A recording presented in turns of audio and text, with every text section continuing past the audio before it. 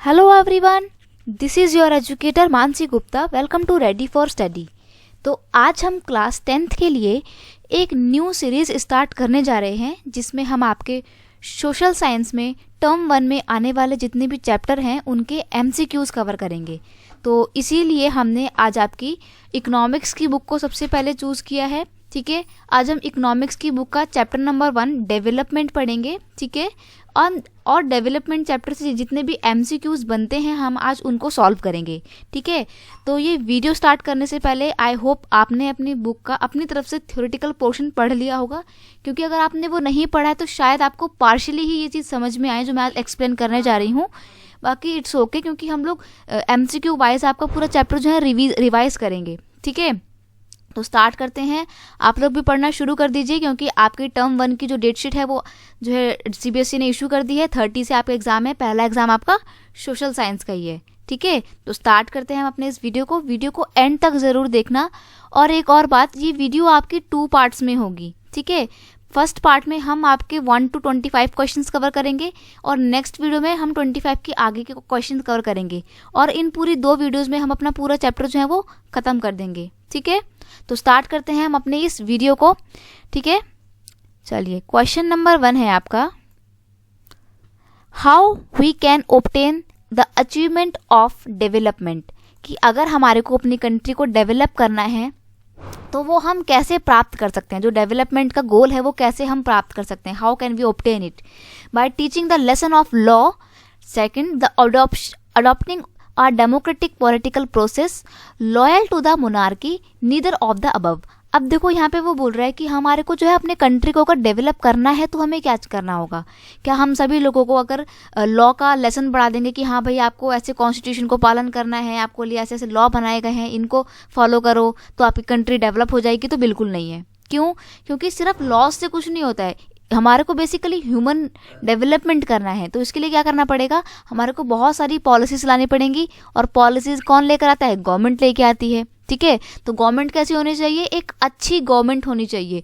तो जो डेवलपमेंट जो डेमोक्रेसी है उसमें क्या होता है, एक अच्छी डेवलपमेंट गवर्नमेंट होती है जो जनता खुद चुन के भेजती है। ठीक है, नॉर्मल लोग खुद ही इलेक्ट करते हैं अपनी गवर्नमेंट को, किसमें? डेमोक्रेटिक प्रोसेस में। तो यहाँ पर आपका ऑप्शन नंबर 2 हो जाएगा कि अगर हमारे को अपनी कंट्री के लिए अचीवमेंट डेवलपमेंट अचीव करनी है तो उसके लिए हमारे को सबसे पहले एक डेमोक्रेटिक पार्टी चाहिए जो डेमोक्रेटिक पॉलिसी को अपनाकर डेमोक्रेटिक पॉलिटिकल के साथ जो है अपने देश का विकास कर सके। ठीक है, आपका नेक्स्ट क्वेश्चन है क्वेश्चन नंबर 2।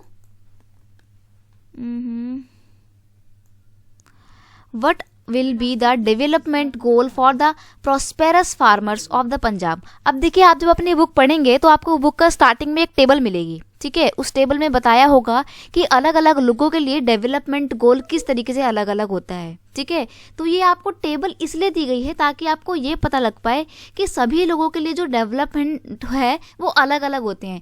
एक के लिए जो डेवलपमेंट है ज़रूरी नहीं है कि दूसरे के लिए भी वही चीज़ डेवलपमेंट हो, क्या पता वो दूसरे के लिए हानिकारक हो। इसका पीछे भी आपको इसका जो है इसी से रिलेटेड आपको मैं आगे एग्जाम्पल दूंगी। बाकी अभी हम देखते हैं कि अगर पंजाब के प्रॉस्पेरस मतलब बहुत ही अच्छे खासे अमीर समृद्ध किसान हैं तो उनके लिए डेवलपमेंट का क्या गोल होगा। Realisation of the fair support price for the produce. ये आपका फेयर सपोर्ट प्राइस क्या है ना, MSP है, मिनिमम सपोर्ट प्राइस आपने सुना होगा। ये उसको फेयर सपोर्ट प्राइस भी बोलते हैं कि जो पंजाब का किसान है वो चाहता है कि उसको अपनी जो प्रोडक्शन उसने जो करी है उसके लिए मतलब रिक्वायर MSP उसको मिल जाए। ठीक है, नेक्स्ट है hard working and cheap labour. तो ये भी बिल्कुल ठीक है, क्योंकि कोई भी किसान अगर अपने खेतों में काम करवाना चाहेगा तो वो ऐसे लेबर रखेगा जिसको उसे कम पे करना पड़े। ठीक है, ताकि वो अपना काम भी निकाल सके और उसको सस्ती दरों पर लेबर भी मिल जाए। High family income. अब आता हुआ पैसा किसको बुरा लगता है? सभी चाहते हैं कि हमारे पास ज़्यादा से ज़्यादा पैसा आए, तो ये भी हो जाएगा। तो इट्स मीन यहाँ पर आपका ऑप्शन नंबर 4 हो जाएगा कि जो प्रॉस्पेरस किसान है पंजाब का उसके लिए ये तीनों ही चीज़ें क्या है, ये तीनों ही चीज़ें डेवलपमेंट गोल के अंदर में आती हैं। ठीक है, तो आई होप आप समझ रहे होगे कि कैसे आपको चीज़ों को कवर करना है, कैसे रिलेट करना है कि कैसे किसका डेवलपमेंट गोल क्या हो सकता है। अब इसी के लिए हम एक पढ़ते हैं कि what will be the development goal for the landless labour. Landless rural labour. तो अभी तक हमने क्या पढ़ा, अभी तक हमने फार्मर्स के बारे में पढ़ा था। अब हम पढ़ेंगे लैंडलेस रूरल लेबरर्स के बारे में, ठीक है, कि लेबर जो होते हैं, मजदूर वर्ग जो होता है, उनके लिए डेवलपमेंट का गोल क्या होगा।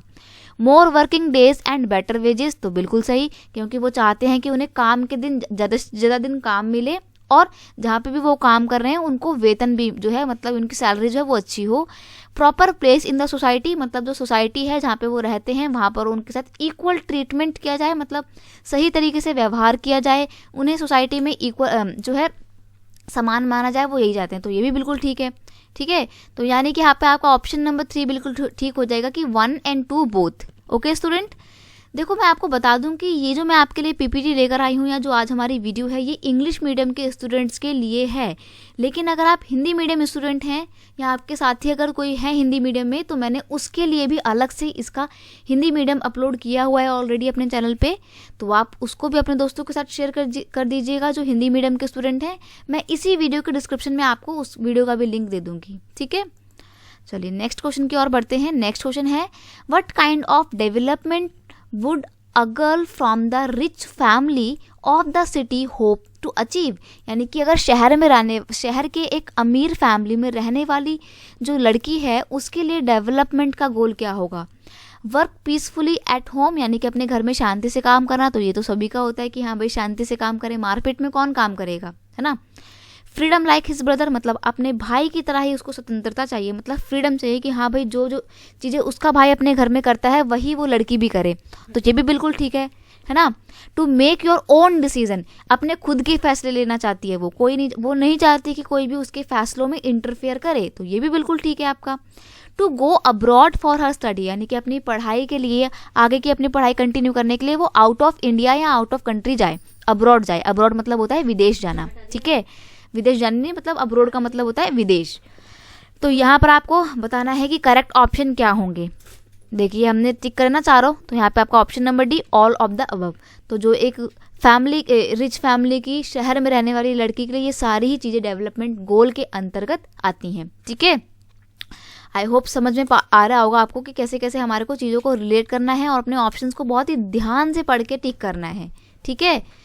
चलिए नेक्स्ट क्वेश्चन क्या है आपका। नेक्स्ट क्वेश्चन है question number 5, how do ordinary people view development for their own shake. जो नॉर्मल लोग होते हैं, जो ऑर्डिनरी पीपल्स होते हैं, वो अपने लिए डेवलपमेंट को किस तरीके से देखते हैं। A development of things that are important to them, यानी कि वो उन चीज़ों को डेवलपमेंट मानते हैं जो उनके लिए ज़रूरी हैं, ठीक है, और उनके पास हैं। Things that can satisfy their aspiration and desire, या वो ऐसी चीज़ें चाहते हैं जो उनकी जितनी भी डिज़ायर्स हैं उनको कंप्लीट करती है, उनकी एस्पिरेशंस को कंप्लीट करती है। तो ये भी बिल्कुल ठीक है। तो यहाँ पर आपको ऑप्शन दिया हुआ है थर्ड क्वेश्चन की ओनली 1, या फोर्थ है बोथ ए 1 and 2। तो यहाँ पर आपका ऑप्शन नंबर 4 ठीक है कि both A and 2 ordinary peoples के लिए वो चीज़ें डेवलपमेंट है, मतलब वो कंडीशन डेवलपमेंट के अंदर आती हैं जो उनकी सारी विशेस को फुलफिल करती हैं, या जो भी उनकी नीड की थिंग्स होती हैं, जो इंपॉर्टेंट थिंग्स होती हैं, अगर वो उन चीज़ों को खरीद पा रहे हैं तो इसका मतलब ये है कि वो डेवलप हैं, ठीक है। यही उनके लिए विकास होता है, यही इनके लिए डेवलपमेंट होता है, ठीक है। अगला क्वेश्चन है, why do industrialist want more dams. तो जो इंडस्ट्रियलिस्ट होते हैं, उद्योगपति जो होते हैं, जिनकी बड़ी बड़ी फैक्ट्रीज होती हैं, वो अपनी फैक्ट्रीज के लिए या अपने लिए बड़े बड़े डैम्स क्यों चाहते हैं। मतलब वो चाहते हैं कि बड़े से बड़े डैम बने इंडिया में या अपनी कंट्री में। तो क्यों चाहते हैं वो, so that they can trouble the tribals, ताकि वो जो आदिवासी लोग हैं उनको परेशान कर सकें। तो ये बिल्कुल नहीं। क्यों, क्योंकि यार एक बात बताओ, ट्राइबल्स को परेशान क्यों करेंगे इंडस्ट्रियलिस्ट। हाँ, परेशान अगला बंदा तभी करता है जब उसकी कोई पर्सनली दुश्मनी हो। जब ट्राइबल्स के साथ उनकी कोई पर्सनली दुश्मनी नहीं होगी तो वो क्यों परेशान करना चाहेंगे, ठीक है। सबको अपना काम करने से मतलब है, परेशान करने का टाइम किसी के पास नहीं है। आज की दुनिया बहुत व्यस्त है ना। तो ऑप्शन नंबर 1 जो है ये आपका जो है ये गलत हो जाएगा। नेक्स्ट है गेट मोर पावर। तो ये बिल्कुल ठीक है कि क्योंकि क्या होता है भाई, जब डैम बनते हैं तो क्या होता है, उससे पावर मिलती है, बिजली बनती है, ठीक है। इलेक्ट्रिसिटी जनरेट करने में काफ़ी हेल्पफुल होते हैं आपके डैम्स। तो पावर वाला जो आपका ये ऑप्शन है, ये मतलब ये कथन बिल्कुल ठीक है। टू इंक्रीज योर प्रॉफिट्स, तो ये भी बिल्कुल ठीक है कि अपना वो लोग लाभ कमाना चाहते हैं, अपना प्रॉफिट कमाना चाहते हैं। तो ये बिल्कुल ठीक है।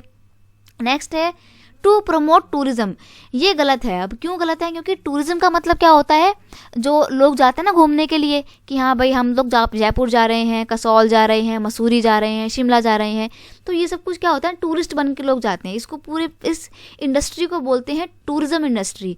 तो टूरिज्म इंडस्ट्री को कौन प्रमोट करता है? गवर्नमेंट करती है, क्योंकि उससे पैसा तो गवर्नमेंट को मिल रहा है ना, इंडस्ट्रियलिस्ट को थोड़ी मिल रहा है। तो इंडस्ट्रियलिस्ट नहीं चाहेंगे वो कि डैम बनाए ताकि टूरिस्ट आए डैम्स को देखने, नहीं, ये तो गवर्नमेंट चाहती है, इंडस्ट्रियलिस्ट नहीं चाहते हैं। तो यहाँ पे आपका सिर्फ 2 और 3 बिल्कुल ठीक है। अब ऑप्शन देखो 2 और 3 वाला ऑप्शन सी है, तो यहाँ पे आपका ऑप्शन नंबर सी बिल्कुल ठीक हो जाएगा। ठीक है, तो देखो आपको बहुत ही ध्यान से सारे जो लाइन्स हैं सारे पूरा क्वेश्चन ठीक से पढ़ना है, देन उसके बाद आपको बहुत ही ध्यान से जो है टिक करना है कि आपका कौन सा आंसर ठीक होगा। ठीक है, चलिए नेक्स्ट क्वेश्चन, आपका क्वेश्चन क्या है? नेक्स्ट क्वेश्चन है what else do people want along with more income. पैसे के साथ साथ ज़्यादा से ज़्यादा इनकम के साथ बंदा क्या चाहता है? और इक्वल ट्रीटमेंट, मतलब सोसाइटी में उसको इक्वली सब लोग ट्रीट करें, कोई भी उसके साथ गंदा व्यवहार ना करें, तो बिल्कुल सही। ठीक है, फ्रीडम मतलब जहाँ पे भी वो काम करता है या आसपास में उसको आज़ादी मिले, तो ये भी बिल्कुल ठीक है। नेक्स्ट है safety and respect from other, यानी कि जहाँ पे वो काम करता है वहाँ पर उसको काम की सेफ्टी होनी चाहिए, प्लस उसके जो को वर्कर्स हैं, जो उसके कलीग्स हैं, वो उसका रिस्पेक्ट करें, तो ये भी बिल्कुल ठीक है। यानी कि ऑल ऑफ द अबव आपका बिल्कुल ठीक हो जाएगा। क्योंकि देखो सिर्फ पैसा ही ज़रूरी नहीं होता है, पैसे के साथ साथ बेटा बहुत सारी चीज़ें होती हैं जो देखी जाती हैं। जब आप काम ढूंढने जाएंगे तो आपको पता लगेगा कि सिर्फ पैसा नहीं चाहिए, आपको थोड़ा सा ये भी तो चाहिए ना कि आप जहाँ पे काम कर रहे हैं वो अच्छी कंडीशन में हो, अच्छा काम हो, ताकि आपको कोई हार्म ना पहुंचे। साथ ही साथ आप ये भी चाहोगे कि आपके साथ में जो काम करने वाले लोग हैं वो आपकी रिस्पेक्ट करें। अगर आपको कोई गंदे तरीके से बोलेगा तो आपको कितना बुरा लगेगा, है ना। तो आप इनकम के साथ साथ इन सभी चीज़ों को जो है नोटिस करेंगे while searching for a job. ठीक है, अगला आपका क्वेश्चन है question number 8, why are big dams oppose by the tribals. तो अब यहाँ पे मैं आपको वो एग्जांपल दूंगी जो मैंने आपको बताया था ना कि एक के लिए जो डेवलपमेंट है ज़रूरी नहीं है कि दूसरे के लिए भी वही चीज़ डेवलपमेंट हो। ठीक है, हो सकता है कि वो चीज़ दूसरे के लिए नेगेटिव इम्पैक्ट डाल रही हो, हानिकारक हो। तो ये इसका एग्जाम्पल है डैम्स। देखो डैम जो है क्या होते हैं, बांध होते हैं। ये कहाँ बनाए जाते हैं? नदियों पे बनाए जाते हैं। ठीक है, बड़ी बड़ी जो रिवर्स होती हैं उनमें डैम बनाए जाते हैं ताकि इलेक्ट्रिसिटी जो है उसको जनरेट किया जा सके। ठीक है, या फिर डैम बनाने के बाद जो पानी होता है उसको हम ईजिली इरिगेशन में इस्तेमाल कर सकते हैं। तो इंडस्ट्रीज जो है वो तो चाहते हैं, लेकिन जो ट्राइबल्स हैं ना वो लगातार इन डैम्स का जो है अपोज करते हैं, उसका विरोध करते हैं। उसके पीछे कारण ये है कि जब डैम बनता है ना बेटा, तो बहुत सारी जो लैंड है ना, बहुत सारा लैंड वो पानी में डूब जाता है, सबमर्ज हो जाता है। ठीक है, तो अब सोचो लैंड पानी के अंदर सबमर्ज हो जाएगा, डूब जाएगा, तो जहाँ पर आदिवासी तो कहाँ रहते हैं? वो लोग नदियों के किनारे रहते हैं। अब नदियों के किनारे रहने वाले आदिवासियों की ज़मीनें डूब जाएंगी। ठीक है, तो क्या हो जाएगा? उनकी लाइफ जो है वो डिस्टर्ब हो जाएगी। ठीक है, उनका जीवन जो है वो अस्त व्यस्त हो जाएगा, बिल्कुल बेकार जीवन हो जाएगा, कहीं के नहीं रहेंगे, वो तो घर भी नहीं रहेगा उनका, होमलेस हो जाएंगे। ठीक है, और पानी जमीन जो है उनकी वो भी डूब जाएगी पानी में। तो इसका मतलब ऑल ऑफ द अबव, यानी कि उपरोक्त सभी कारणों की वजह से जो ट्राइबल पीपल हैं वो डैम्स का लगातार विरोध कर रहे हैं, लगातार अपोज कर रहे हैं।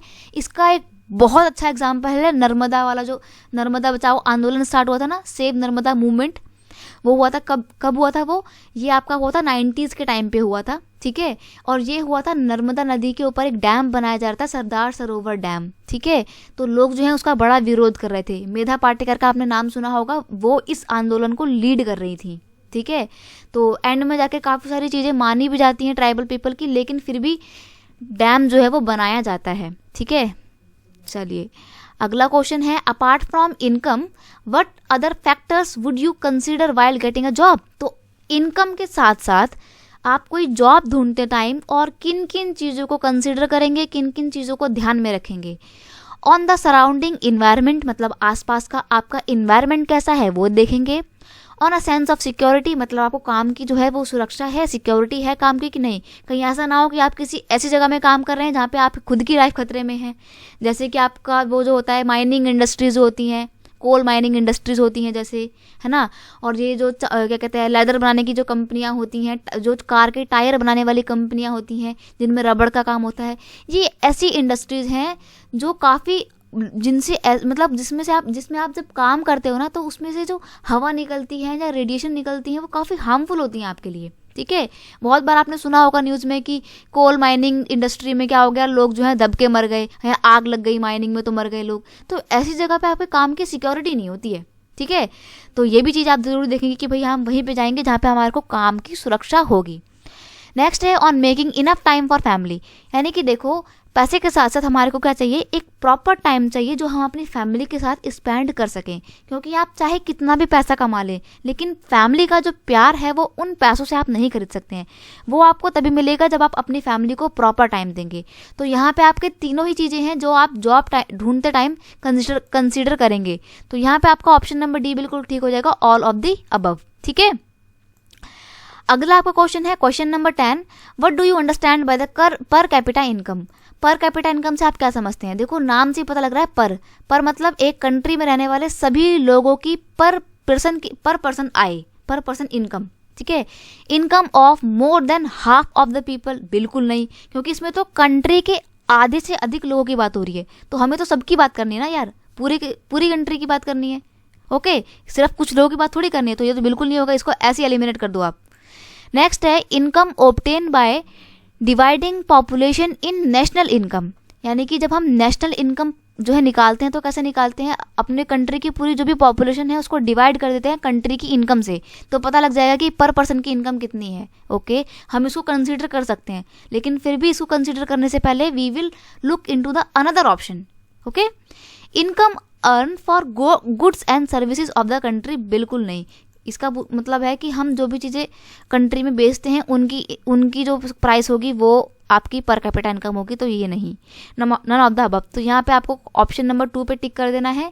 यहाँ पे देखो पर कैपिटा इनकम निकालने का फॉर्मूला दे रखा है, total income of the area पर पॉपुलेशन, मतलब पूरे कंट्री की जो पॉपुलेशन आई है, सॉरी पूरे कंट्री की जो इनकम आई है वो यहाँ पर आएगी ऊपर, और नीचे आ जाएगी पॉपुलेशन। तो आपको पता लग जाएगा कि पर पर्सन कितना रुपया कमाता है एक देश का नागरिक, ठीक है। और याद रखना जिस देश का नागरिक सबसे ज़्यादा पैसा कमाता है उस देश को उतना ही ज़्यादा डेवलप समझा जाता है, ओके। अगला क्वेश्चन है which of the following is also known as average income. Average income क्या होता है? अभी मैंने आपको पर कैपिटा इनकम बताया ना, उसी को एवरेज इनकम भी बोलते हैं। तो बिल्कुल कंफ्यूज नहीं होना है, पेपर में कुछ भी पूछ सकता है, कहीं पे वो एवरेज इनकम की जगह पर कैपिटा इनकम बोल देगा, ठीक है। तो कंफ्यूज नहीं होना, दोनों एक ही चीज़ होती हैं और दोनों को निकालने का तरीका भी एक ही होता है। अगला क्वेश्चन है आपका question number 12, what is the most suitable measure of economic prosperity of which country, of any country, which नहीं यहाँ पे एनी है, कि अगर कोई भी कंट्री है और हमें पता लगाना है कि वो इकोनॉमिकली प्रॉस्पेरस है या नहीं है, यानी कि आर्थिक रूप से खुशहाल है या नहीं है, तो उसका पता हम कैसे लगा पाएंगे। ऑप्शन है ग्रॉस डोमेस्टिक प्रोडक्ट यानी कि जीडीपी, ग्रॉस नेशनल प्रोडक्ट यानी कि जीएनपी, पर कैपिटा इनकम या बिजनेस ऑफ कंट्री। तो आप बताइए कि आपके अकॉर्डिंग क्या हो सकता है इकोनॉमिक प्रॉस्पेरिटी निकालने का मेजर। तो देखिए यहाँ पे ऑप्शन नंबर 3 बिल्कुल ठीक हो जाएगा, पर कैपिटा इनकम, यानी कि जिस देश में पर कैपिटा इनकम सबसे ज़्यादा होगी उस कंट्री को हम उतना ही ज़्यादा प्रॉस्पेरस मानेंगे, ठीक है, उतना ही ज़्यादा खुशहाल मानेंगे जिस देश की कंट्री के लोग ज़्यादा पैसा कमाते हैं। उसके पीछे रीज़न है जो मैं आपको आगे बताऊंगी कि क्यों हम इनकम को कंसीडर करते हैं इकोनॉमिक प्रॉस्पेरिटी को चेक करने के लिए। अगला क्वेश्चन है which country is generally called as developed country. किस कंट्री को हम डेवलप कंट्री कहते हैं? ऐसी कंट्री जो बहुत अमीर होती हैं, okay, the countries of the middle east, okay, the small countries, okay, all of the above. देखो हम आपकी अगर बुक की बात करें तो यहाँ पर हम आपकी बुक के अकॉर्डिंग चलेंगे तो हमें ऑप्शन नंबर 4 पे टिक करेंगे, ऑल ऑफ द अबव। लेकिन ये देखो यहाँ पे जो ऑप्शन 3 बोला है ना, स्मॉल कंट्रीज, तो ज़रूरी नहीं है कि हर स्मॉल कंट्रीज जो है वो क्या हो, डेवलप कंट्री हो। एग्जाम्पल के लिए बताऊँ, अपना नेपाल ले लो, पंजाब ले लो, सॉरी पंजाब बोल रहे हैं, पाकिस्तान ले लो, बिल्कुल कंगला होने की हालात है बिल्कुल पाकिस्तान की, तो है ना। तो ज़रूरी नहीं कि सारे स्मॉल कंट्री जो अमीर होंगे, या ज़रूरी नहीं कि सारे मिडिल ईस्ट की कंट्री अमीर होंगे, ठीक है। अब वहाँ पे अजरबैजान है, आर्मेनिया है, ये तो मिडिल ईस्ट की कंट्री है लेकिन फिर भी बहुत गरीब है, ओके। तो बुक के अकॉर्डिंग चले तो यहाँ पे आपको ऑल ऑफ द अबव पे टिक करना है, लेकिन अगर जनरली देखा जाए तो ज़रूरी नहीं है कि ये दोनों कंडीशन हमेशा ठीक बैठे हैं एक डेवलप कंट्री का मेजरमेंट करने के लिए, ठीक है। चलिए अगला क्वेश्चन है आपका, which state has the highest पर capita income based upon 2016 and 17 data. तो 2016-17 की जो डाटा निकल के आते हैं उसके अकॉर्डिंग कौन सी ऐसी इंडिया की स्टेट है जहाँ पे पर कैपिटा इनकम या एवरेज इनकम सबसे ज़्यादा है। तो देखो ये आपका क्वेश्चन जो है बुक से बिल्कुल डायरेक्ट क्वेश्चन है। तो आपकी बुक में जितनी भी आपको टेबल दे रखी हैं फर्स्ट चैप्टर के लिए वो आपको बिल्कुल अच्छे से अपने दिमाग में बिठा लेनी है। हाँ, इतना भी नहीं करना है कि भाई हरियाणा की पर कैपिटा इनकम कितनी थी, पंजाब की कितनी थी, बिहार की कितनी थी, केरला की कितनी थी। एग्जैक्ट नंबर याद करने की ज़रूरत नहीं है। रफली आप आइडिया लगा लीजिए कि हरियाणा सबसे टॉप पे है, दूसरे नंबर पे पंजाब है, तीसरे नंबर पे केरला है और सबसे वर्स्ट कंडीशन बिहार की है। ऐसे आपको बिल्कुल याद कर लेना है, मतलब थोड़ा रफली याद करना है। एग्जैक्ट नंबर याद नहीं करना है क्योंकि आपको सीबीएसई वाले आपको रट्टू तोता नहीं बनाना चाहते हैं। ठीक है, अब तो बहुत ही कम मतलब आपके याद करने पर बहुत ही कम फोकस दिया जा रहा है, बल्कि फोकस दिया जा रहा है कि आप चीज़ों को कैसे समझते हैं, अच्छे से आप किस तरीके से इंटरप्रेट कर पाते हैं चीज़ों को। ठीक है, तो पर कैपिटा इनकम जो है वो हरियाणा की सबसे ज़्यादा है। और अगर बात करें आपकी लो इन्फेंट मोर्टेलिटी रेट यानी कि शिशु मृत्यु दर जो सबसे कम है वो आपकी है केरला में। ठीक है, और केरला में आपकी साक्षरता दर जो है वो भी बहुत ज़्यादा है। ओके, तो पढ़ते हैं अगले क्वेश्चन की तरफ, बढ़ते हैं। नेक्स्ट क्वेश्चन है आपका question number 15, what do you understand by the infant mortality rate. अगर हम बात करें इन्फेंट मोर्टेलिटी रेट की तो उससे आप क्या समझते हैं। इन्फेंट का मतलब क्या होता है, सबसे पहले तो आपको यही समझना ज़रूरी है क्योंकि आप में से बहुत स्मार्ट बच्चे ऐसे होंगे जिनको पता ही नहीं होगा कि इन्फेंट का मतलब क्या होता है। देखो, जो एक बेबी होता है, ठीक है, जो एक बेबी होता है जिसको अगर जिसका जन्म नहीं हुआ है, ठीक है, और अभी भी वो अपनी मम्मा के साथ अटैच्ड है, तो उस बच्चे को बोलेंगे आपका एम्ब्रॉय, भ्रूण हिंदी में बोलते हैं। लेकिन अगर वो दुनिया में प्रवेश कर गया है यानी कि उसने जन्म ले लिया है तो अब उसको क्या बोलेंगे, उसको हम बोलेंगे बेबी, या हिंदी में अगर बोले तो शिशु बोलते हैं। तो अगर शिशु बोलते हैं तो उसका एकदम एग्जैक्ट प्रोनाउंसिएशन इंग्लिश में इन्फेंट होता है। तो इन्फेंट का मतलब होता है शिशु, जिस बच्चे ने अभी जल्दी ही जन्म लिया है, न्यू बॉर्न बेबी इन्फेंट होता है, छोटू सा जो होता है बिल्कुल। ठीक है, तो इन्फेंट मोर्टेलिटी रेट क्या होती है, यानी कि ऐसी रेट बतानी है आपको जो जब 1 साल का कंप्लीट होने से पहले ही बच्चा किसी रीज़न के कारण मर जाता है तो उसको बोलेंगे इन्फेंट मोर्टेलिटी रेट। ठीक है, लेकिन इसको चेक करने का एक पैमाना होता है कि कितने बच्चों पर कितने बच्चे मरे, तो वो बताना है आपको। Proportion of children who die before the age of 1 year out of 1000 living children. Okay, प्रति 1000 बच्चों में से 1 साल से अधिक उम्र पूरी ना कर पाने से पहले ही मर जाने वाले बच्चों का रेट, या फिर 100 बच्चों पर मर जाने वाले बच्चों का रेट, या 10,000 बच्चों पर मर जाने वाले बच्चों का रेट। ठीक है, ये है आपका क्वेश्चन। ठीक है, तो बच्चे बहुत कंफ्यूज होते हैं इसमें कि यार हमने पढ़ा तो था कि ठीक है भाई मरने वाले बच्चों का, लेकिन अब वो 100 पर 10,000 पे 1000 पे ये क्या होता है ना। ये 1000 10,000 और 100 पे आप बच्चे बहुत कंफ्यूज हो जाएंगे।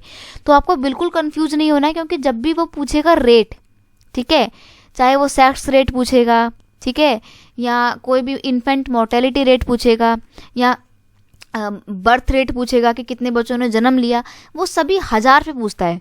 जो भी हम डेट निकालते हैं, जितना भी हम मेजरमेंट करते हैं डाटास का, वो हम 1000 पे काउंट करते हैं। तो यहाँ पर ऑप्शन नंबर बिल्कुल 1 ठीक हो जाएगा। कंफ्यूज नहीं होना, हमेशा 1000 पे ही हम रेट निकालते हैं। ठीक है, चाहे वो बर्थ रेट हो या इन्फेंट मोर्टेलिटी रेट हो। ठीक है, अगला क्वेश्चन है, what is the basic criteria for the comparing a development country with a developed country. अब इस क्वेश्चन को पढ़ाने से पहले मैं आपको ये बताना चाहूँगी कि सबसे पहले आपको डेवलपिंग कंट्री और डेवलप कंट्री में डिफरेंस समझना है। डेवलपिंग कंट्री जो है जैसे आपकी इंडिया हो गई, ठीक है, चाइना भी अपने आप को डेवलपिंग कंट्री मानता है, लेकिन पर्सनली मैं मानूँ तो डेवलपिंग कंट्री नहीं है, वो डेवलप्ड हो चुकी कंट्री है, क्योंकि काफ़ी एडवांस है चाइना। ठीक है, तो इंडिया आपका डेवलपिंग कंट्री आता है, ब्राज़ील आपका डेवलपिंग कंट्री आता है। ओके, आपका ब्राज़ील वगैरह ये सब कुछ क्या है, डेवलपिंग कंट्री जो अभी धीरे धीरे विकसित हो रही हैं, अभी बिल्कुल पूरी तरीके से विकसित नहीं हुई, जैसे कि अमेरिका हो गया है, जापान हो गया है, ठीक है, फ्रांस हो गया है, ब्रिटेन हो गया है, जर्मनी हो गया, ये सब बिल्कुल डेवलप्ड कंट्री हैं। ओके, तो अगर हमारे को कंपेयर करना है कि कोई कंट्री डेवलपिंग कंट्री है, कोई कंट्री डेवलप्ड कंट्री है, तो हम कैसे पता लगा सकते हैं? नेशनल इनकम से, पर कैपिटा इनकम से, या ह्यूमन डेवलपमेंट इंडेक्स से, या फिर expansion of the modernity of the country. ठीक है, नेशनल इनकम से पता लगा सकते हैं कि भाई कौन सी कंट्री कितनी ज़्यादा डेवलप है। ओके, पर कैपिटा इनकम से भी पता लगा सकते हैं, क्योंकि भी मैंने बताया ना कि इनकम से पता लग जाता है। ह्यूमन डेवलपमेंट इंडेक्स बहुत ज़रूरी है, ये तो बहुत ज़्यादा ज़रूरी एक आपकी रिपोर्ट है जिसमें पता लगता है कि कौन सी कंट्री ने कितना डेवलपमेंट किया इतने सालों में। ठीक है। और रही बात मॉडर्निटी की, तो बिल्कुल गलत है ये, क्योंकि किस देश के लोग कितना अच्छा कपड़ा पहन रहा है, कितना अच्छा खाना खा रहा है, कितना अच्छा रह रहा है, कितना अच्छा लग्जरियस लाइफ जी रहा है, ये डेवलपिंग कंट्री चेक करने का मेजरमेंट बिल्कुल नहीं है। तो ऑप्शन नंबर 4 एलिमिनेट कर देना अपना। आपका कौन सा 1, 2 और 3 बिल्कुल ठीक है। तो देखो कौन कौन सा है 1, 2, 3, ऑप्शन नंबर ए पे टिक कर देना आपको। बस इतना सा क्वेश्चन था आपका, ठीक है। चलो बढ़ते हैं नेक्स्ट क्वेश्चन की तरफ। नेक्स्ट क्वेश्चन है क्वेश्चन, देखो नेक्स्ट क्वेश्चन जो है आपका एजर्शन बेस्ड क्वेश्चन है, जिसमें आपको एजर्शन का क्वेश्चन करना है। इसमें आप बच्चे बहुत कंफ्यूज होते हैं कि एजर्शन वाला क्वेश्चन कैसे करना होता है। एजर्शन वाला क्वेश्चन करने के लिए आपको बहुत अच्छे से, आपको डीप में अपना चैप्टर पढ़ा हुआ होना चाहिए, क्योंकि बहुत ज़रूरी है कि आपने बहुत ही बारीकी से चैप्टर पढ़ा हो और आपको पता हो कि किस चीज़ के कॉन्टेक्स्ट में बात कही गई है, ठीक है। तो यहाँ पर आपको एजर्शन दिया हुआ है, different people have different conceptions regarding the national development. तो ये बिल्कुल ठीक है, अभी तक हम आपको बता भी चुके हैं कि सभी लोगों के लिए जो डेवलपमेंट गोल है वो अलग अलग होते हैं, और डेवलपमेंट को लेके जो आइडिया होता है वो भी सबका अलग अलग होता है। रीज़न है national development is related to increase in average income, all round development of the society.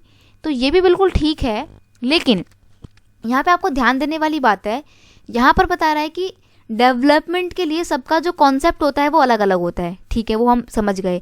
अब यहाँ पे बोल रहा है कि डेवलपमेंट करने के लिए हमारे को अपनी ओवरऑल सोसाइटी का डेवलप करना है, ठीक है।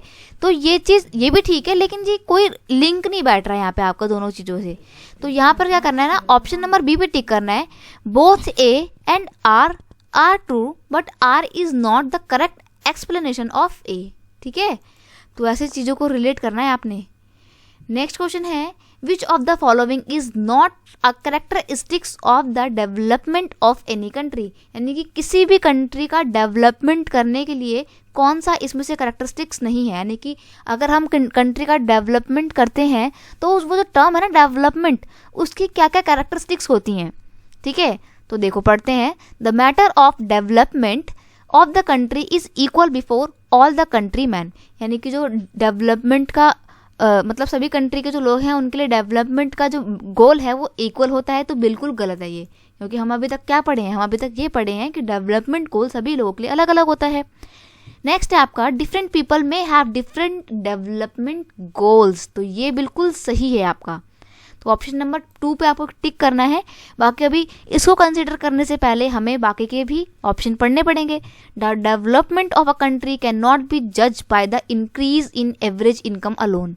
ओके, कि मतलब सिर्फ एवरेज इनकम जो बढ़ रही है उसको पता लगा के उसके बेस पे हम नहीं जज कर सकते कि कंट्री डेवलप है या नहीं है। क्योंकि ऐसा भी तो हो सकता है ना कि नेशनल इनकम में सबसे ज़्यादा जो इनकम आ रही है वो सिर्फ सोसाइटी के कुछ ही लोगों से आ रही हो, जो बड़े बड़े इंडस्ट्रीज हैं उनसे आ रही हो, वहीं दूसरी तरफ जो लेबर वर्ग है उनके पास इतनी इनकम नहीं ना हो, है ना। तो इसके बेस पे सिर्फ एवरेज इनकम के बेस पे हम नहीं जज कर सकते कि कंट्री डेवलप है या नहीं।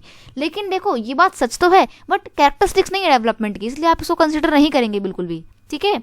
अगला आपका ऑप्शन है option number 4, development can be achieve by achieving goals like security, equality and education. तो ये भी ठीक है, लेकिन अगर बात करें कैरेक्टरिस्टिक की, कैरेक्टरिस्टिक्स में आपको बताना है कि डेवलपमेंट के लिए हमें क्या क्या चीज़ें ज़रूरी हैं, कैसे होता है डेवलपमेंट।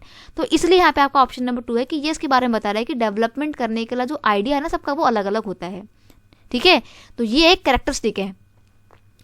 अगला क्वेश्चन है question number 19, is there a common development goal among the peoples. तो अगर ज़्यादा से ज़्यादा लोगों को डेवलपमेंट का अगर आप आइडिया पूछोगे ना तो सभी लोग जनरली ये बोलेंगे कि यार सबसे ज़्यादा विकसित, सबसे ज़्यादा डेवलप वो है जिसके पास पैसा है। तो इनकम जो है वो मेन गोल होता है डेवलपमेंट का, ठीक है।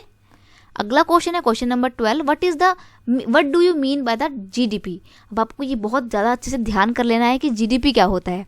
अब देखो आप जब पढ़ेंगे ना इसके क्वेश्चन के ऑप्शन तो आप बड़े कंफ्यूज होंगे कि यार ये तो सारे बड़े बिल्कुल इक्वल मिल रहे हैं, मैच हो रहे हैं।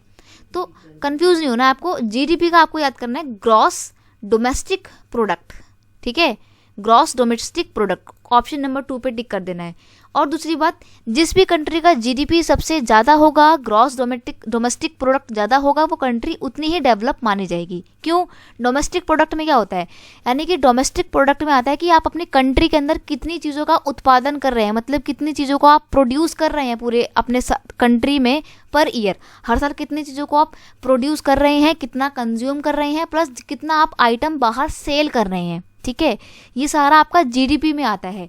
और ईयर के एंड में जब हम गवर्नमेंट बजट पेश करते हैं तो वो अपना जीडीपी भी बताती है कि इस साल का जीडीपी इतना रहा और आने वाले कमिंग ईयर में हमारा जीडीपी का जो वो है टारगेट है वो इतना होता है। ठीक है, तो जीडीपी से पता लगता है कि कंट्री ने कितना डेवलपमेंट किया, कितना विकास किया। ओके, तो जीडीपी की फुल फॉर्म क्या होती है? Gross domestic product. Question number आपका 21 है, अ कंट्री विद अ पर capita income of $1256 and above per annum is called, मतलब एक ऐसी कंट्री जिसका पर ईयर का जो इनकम है वो $12,056 से अधिक है, तो वो कंट्री क्या मानी जाएगी? रिच कंट्री मानी जाएगी, लो इनकम कंट्री मानी जाएगी, या डेवलपिंग कंट्री मानी जाएगी, या नन ऑफ द अबव।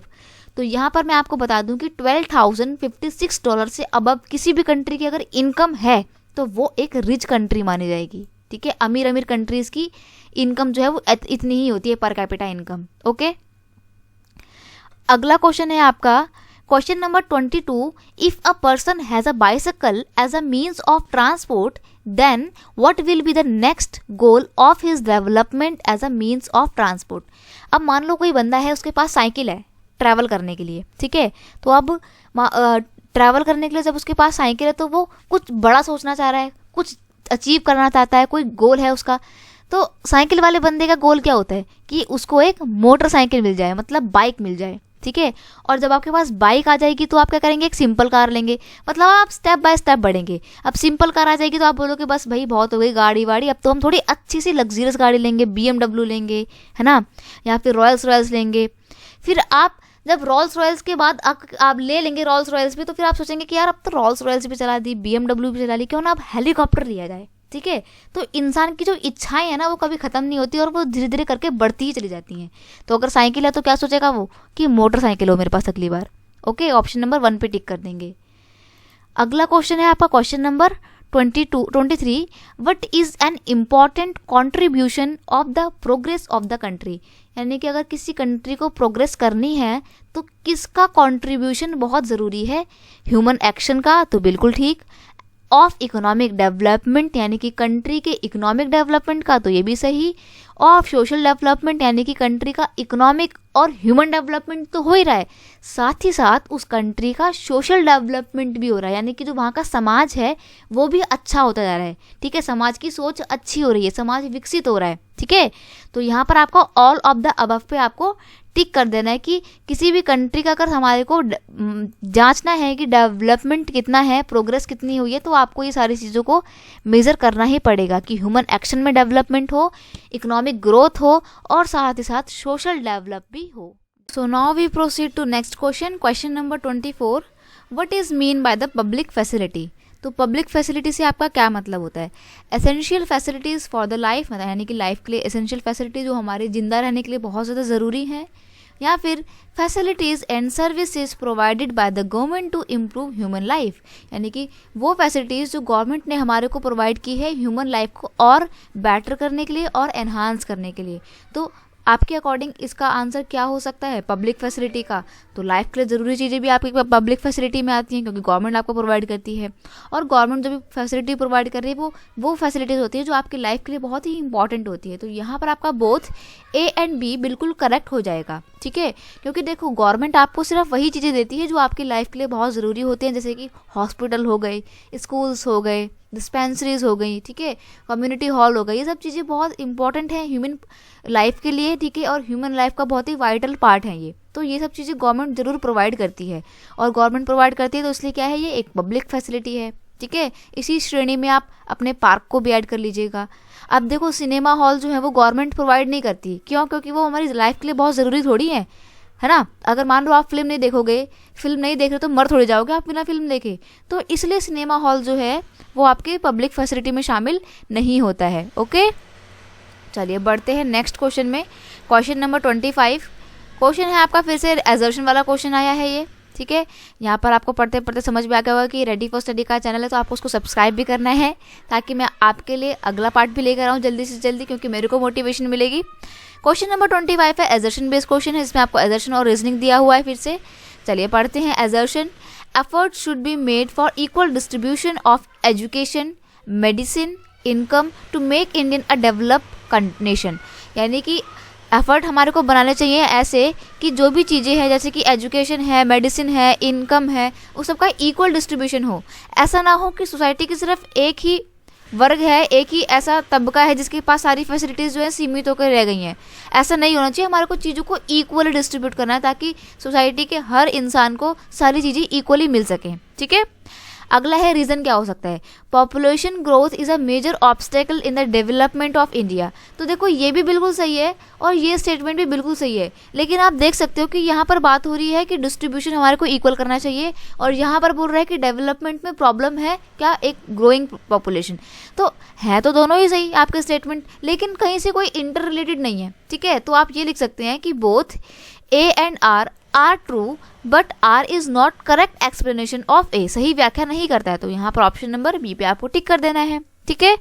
तो बस आपको आई होप ये 25 क्वेश्चन की पूरी सीरीज़ अच्छी लगी होगी। ये पार्ट 1 था, जैसा कि आपको पता है कि नेक्स्ट वीडियो में हम पार्ट 2 करेंगे, तो please stay tune with us. और अगर वीडियो अच्छा लगता है तो प्लीज़ इसे अपने दोस्तों के साथ शेयर कीजिए, वीडियो को लाइक कीजिए और कमेंट करके मुझे भी बताना कि वीडियो कैसा लगा, ठीक है। और मेरे को ये भी बताना है कि अब मैं आपके लिए कौन सा नेक्स्ट चैप्टर लेकर आऊँ, ठीक है, ताकि मैं उसके ऊपर भी जल्दी से जल्दी आपके लिए वीडियो अपलोड कर सकूँ, क्योंकि आपको पता है कि सर के ऊपर आपके एग्ज़ाम है अब आने वाले हैं, है ना। चलिए मिलते हैं नेक्स्ट वीडियो में, और अगर आप चैनल पर नए हैं तो सब्सक्राइब करना मत भूलना, ठीक है। चलिए thank you so much, bye bye.